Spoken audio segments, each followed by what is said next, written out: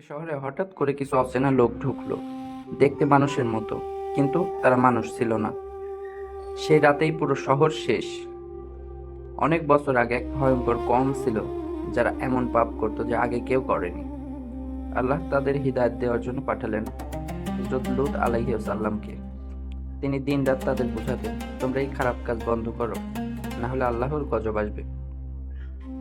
কিন্তু তারা শুনতো না, বরং বলতো, তুমি সত্যি হলে, তোমার আল্লাহ সত্যি হলে তোমার সেই গজব নিয়ে আসো।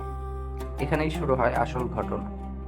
একদিন হঠাৎ করে কিছু অত্যন্ত সুন্দর চেহারার যুবক শহরে প্রবেশ করলো। তারা ছিল ফেরেশতা। কিন্তু কেন তারা এসেছিল? দুইটা কারণে: পরীক্ষা এবং শাস্তি। এই কম কতটা নিচে নেমে গেছে সেটা দেখানোর জন্য, আল্লাহর গজব কার্যকর করার জন্য। এই ফেরেশতারা প্রথমে যান হযরত লূত আলাইহিস সালামের বাসায়। তিনি তাদের চিনতে পারেননি, কিন্তু ভয় পেয়ে গেলেন, কারণ তিনি জানতেন তার কওম খুব খারাপ। তিনি বললেন, আজ আমার জন্য খুব কঠিন দিন। কিছুক্ষণ পর খবর ছড়িয়ে পড়ে পুরো শহরে। সব লোক দৌড়ে আসে সেই বাড়ির সামনে। তারা চায় এই অচেনা যুবকদের সাথে খারাপ কাজ করতে।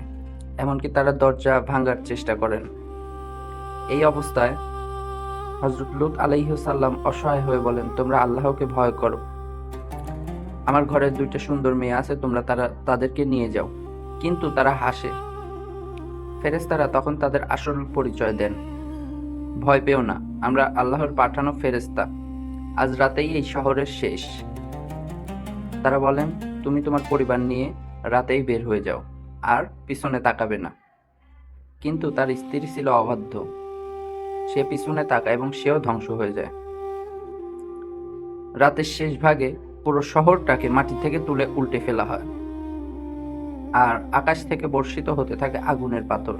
একটা শহর এক রাতেই শেষ। আজও সেই জায়গা আছে, মানুষ সেই জায়গায় যেতে ভয় পায়। এই ঘটনা শুধু গল্প না, এটা সতর্কবার্তা, কোরআনের বাণী। যখন সীমা পার হয়ে যায়, আল্লাহর গজব থামানো যায় না। ভিডিওটা শেয়ার করো, যেন সবাই এই ভিডিও থেকে শিক্ষা নিতে পারে।